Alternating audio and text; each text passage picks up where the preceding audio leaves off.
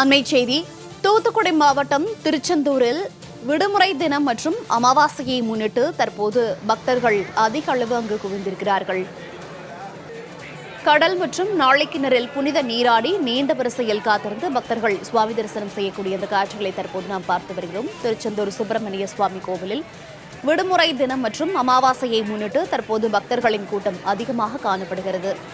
நீண்ட வரிசையில் காத்திருந்து பக்தர்கள் தரிசனம் செய்து வருகிறார்கள். அந்த காட்சிகளை தற்போது நாம் பார்த்து வருகிறோம். விவரங்களோடு செய்தியாளர் முத்துமோகன் இணைப்பில் இருக்கிறார். முத்துமோகன், வணக்கம். தூத்துக்குடி மாவட்டம் திருச்செந்தூர் சுப்பிரமணிய சுவாமி கோவிலில் தற்போது விடுமுறை தினம் மற்றும் அமாவாசையை முன்னிட்டு பக்தர்களின் கூட்டம் அதிக அளவு காணப்படுகிறது. பக்தர்களுடைய வருகை மற்றும் சுவாமி தரிசனத்திற்கு கோவில் நிர்வாகம் என்னென்ன ஏற்பாடுகளை செய்திருக்கிறது தொடர்பான விவரங்கள்.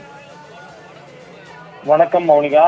தூத்துக்குடி மாவட்டம் திருச்செந்தூர் சுப்பிரமணிய சுவாமி திருக்கோயிலில் இன்று விடுமுறை தினம் என்பதாலும் ஆனி மாத அமாவாசை தினம் என்பதாலும் அதிகாலை முதல் பக்தர்கள் கூட்டம் அதிகமாக காணப்படுகிறது. இதன் காரணமாக ஒரு 5 மணி நேரத்திற்கு மேலாக பக்தர்கள் வரிசையில் நின்று சுவாமி தரிசனம் செய்து வருகின்றனர். தூத்துக்குடி மாவட்டம் திருச்செந்தூரில் அமைந்துள்ளது சுப்பிரமணிய சுவாமி திருக்கோயிலாகும். முருகன் அறுபடைகளில் 2ஆம் வீடாக புகழ் பெற்றது மற்றும் கடற்கரை மற்றும் கோயில் ஆகியவை அமைந்துள்ளதால் இந்த ஆலயம் கருதப்படுவதால் இங்கு முருகப்பெருமானை வந்து தரிசித்து வேண்டினால் நினைத்தது நடக்கும் என்பது ஐதீகம். இதன் காரணமாக இந்த ஆலயத்திற்கு பல்வேறு அரசியல் கட்சி பிரபலங்கள் மற்றும் பிரபலங்கள் உள்ளிட்டோர் நாள்தோறும் வழிபாடு நடத்த வருகின்றனர்.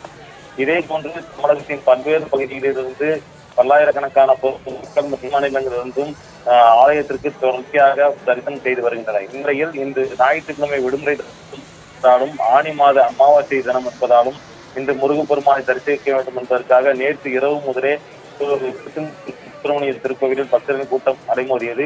இன்றைய அதிகாலை 5 மணிக்கு நடை திறக்கப்பட்டு கடலில் புனித அதிகாலையிலே கடலில் நீரால் நாடி கிணற்றை குடித்தும் பக்தர்கள் நீண்ட வரிசையில் நின்று சுவாமியை தரிசனம் செய்து வருகின்றனர். இதன் காரணமாக ஆலயம் முழுவதும் மற்றும் கடற்கரை பக்தர்களின் கூட்டம் காணப்படுகிறது.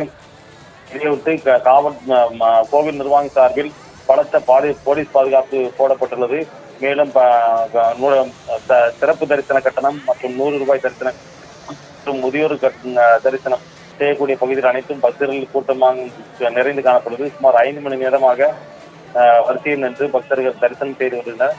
மேலும் பக்தர்கள் அங்கே யாரிடமும் அர்ச்சகர்களிடம் கூடுதலாக கட்டணம் கொடுத்து தரிசிக்க கூடாது என்ற வகையில் ஏற்கனவே இசைத்துறை அமைச்சர் ரமேஷ் ஆய்வு செய்து நடவடிக்கை எடுத்து தகவல்களுக்கு நன்றி முத்துமோகன்.